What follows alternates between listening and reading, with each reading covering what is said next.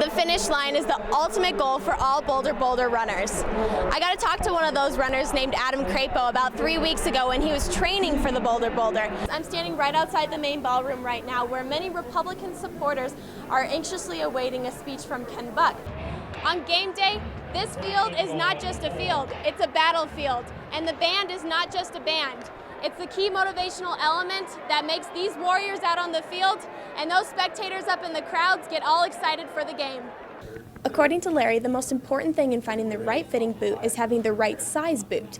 He says that you should have at least a 2-finger width distance between the heel and the back of the boot. Donations are valuable in order to build facilities on campus, such as this building, the Dow Ward Athletic Center. You know, there's many different ways that people train for a 10K race like the Boulder. Like, they go and run Red Rocks, they run around a track, they go around the block a couple times. But me, I didn't train enough, so I gotta catch up. See ya. This is News Team Boulder. Hello and welcome to News Team Boulder. I'm Kylie Burse. And I'm Natalie Dedin. Here's what's happening today. Topping our news today, cybercrimes. The ongoing WikiLeaks scandal is shedding new light on just how insecure information can be on the web.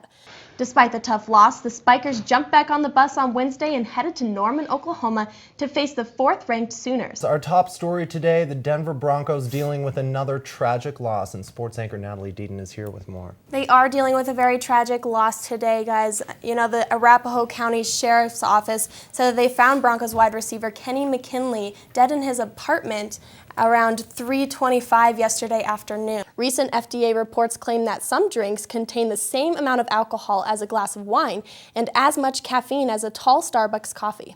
Starting off in Loris, Kansas on Saturday, while both teams matched up well against each other, the Jayhawks pulled through, defeating the Buffs in 3 games.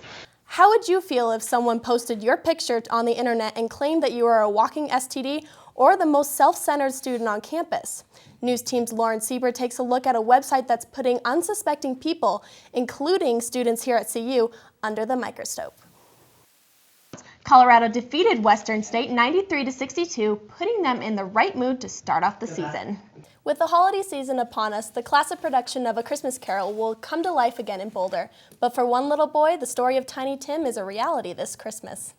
That is a really great story. Isn't it great? I want to go see The Christmas Carol now. I'd definitely like to go see it too. Maybe we'll have to go together and make a little event out of it. That sounds great. Well, thanks for watching News Team Boulder today. And don't forget to check us out on the web at newsteamboulder.org. Have a great day.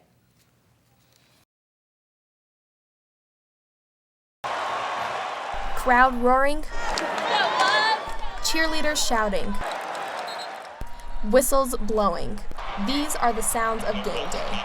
You're playing digga-da-dum-dum-dum-dum-dum, digga-da-dum-dum-dum-dum, and then you got the low brass behind you just blaying away, and you feel like this resounding in your chest. And that riveting feeling resides whether you're watching the game from home or live from the stadium stands. College football lives in the sounds of the game. But there's one sound that sets it apart from all the rest: the college marching band. For every down, the band plays a specific role, or drum roll if you will, to motivate both players and fans alike. The tradition of using music to motivate started back when the militia used drum rolls before they went into battle. Since then, the tradition has lived on as a tool of motivation. On game day, this field is not just a field, it's a battlefield. And the band is not just a band. It's the key motivational element that makes these warriors out on the field and those spectators up in the crowds get all excited for the game. The band is just what makes college football. Like pro football doesn't have it. You know, most pro sports don't have the band. That's something that really separates college football from the rest of the sports. Beyond the fans, it is the warriors out on the field fighting the battle who need the most motivation. And that's just what the band does for those athletes. Just feed off the energy, crunk music, you know, war music you might want to call, whatever you want to call it. And when we're on the field, we just feed off the crowd and the band, you know, we feed off all of that. The band is not only a tool for motivation, but also a tool for intimidation. I think it's definitely a scary thing when you're, trying to listen to the play calls, you're trying to figure out where you're supposed to be, and all you can hear is the other team chanting against you. And those chants from the band with the drums rolling, the trumpets sounding, and the tubas playing is what creates game day. Natalie Dedin, News Team Boulder.